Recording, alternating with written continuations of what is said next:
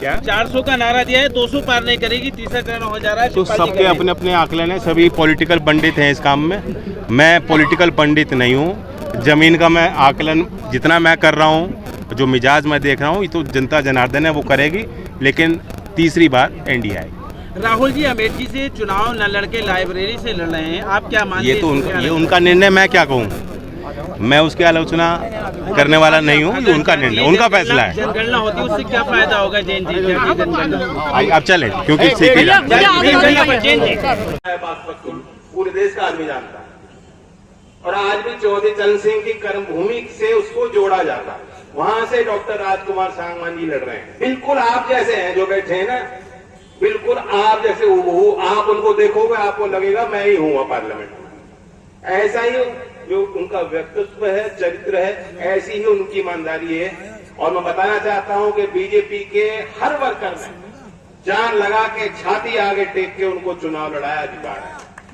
बिजनौर से हमारे मलूक जी बैठे हैं, मालूम है। चंदन चौहान हमने पार्टी ने लड़ाए, अपना चुनाव मान करके हर समाज में जा जाके, गलियों में जाकर के बीजेपी के कार्यकर्ताओं ने, नेताओं ने वोट मांगी है। मुख्यमंत्री की 2-2, 3-3 बार सभाएं हुई वहां, सारे नेता गए। इसलिए मैं लोकदल के लोगों से कह रहा हूं, मैं अधिकार मान रहा हूं आपके ऊपर, है कि नहीं अधिकार कुछ? तो लोकदल के नेताओं से और वर्करों से कह रहा हूं कि वो 2 सीट इसलिए आ रही हैं कि वो भाजपा हमारा सहयोगी पार्टी, उनको लगता है कि लोकदल वाले ईमानदार हैं। तो इसलिए कोई कसर आप यहां भी संबल में मत छोड़िएगा। हमारे परमेश्वर जी को ताकत दीजिएगा। इनका सिंबल कमल का फूल है।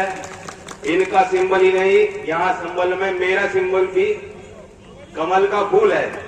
इसी को देखते हुए गरीब के लिए, नौजवान के लिए, किसान के लिए, देश के लिए, चौधरी अजीत सिंह जी को श्रद्धांजलि देने के लिए और चौधरी चरण सिंह के विचारों को आगे बढ़ाने के लिए सब लोग, सभी समाज के, जाति के लोग, सभी धर्मों को मानने वाले लोग, आप सबसे मैं उम्मीद करता हूं कि एक होके भाईचारा के लिए संबल में परमेश्वर जी को ताकत दीजिए, मुझे ताकत दीजिए। धन्यवाद। देश को चलाता है वो तंत्र नहीं चाहता कि देश का किसान मजबूत हो जाए। मुख्य कारण यह है, और इसलिए आपको मजबूत वकील की जरूरत है। अगर संभल का मजबूत वकील, एक मजबूत सांसद पार्लियामेंट में होता तो वो लड़ भी जाता उनसे कि नहीं, यहाँ स्पाइस पार्क बनाइए, यहाँ खेती भी है, किसान भी है और फायदा पूरी क्षेत्र नहीं है। तो 1 और 1 11 कर दो। चाहे गन्ने के किसान की लड़ाई हो, आलू की किसान की लड़ाई हो, नौजवान समय पर उनकी भर्ती हो, पुलिस में उनको नौकरी, पुलिस में चाहिए तो मिल जाए, अग्निवीर में कोई सुधार चाहते हैं नौजवान तो वो भी हम मिलकर कर पाए। ये सारी चीज तब संभव है अगर आप रख रखाव करोगे। अपनी वोट खराब मत होने देना। देश की तस्वीर आपको दिख रही क्या है?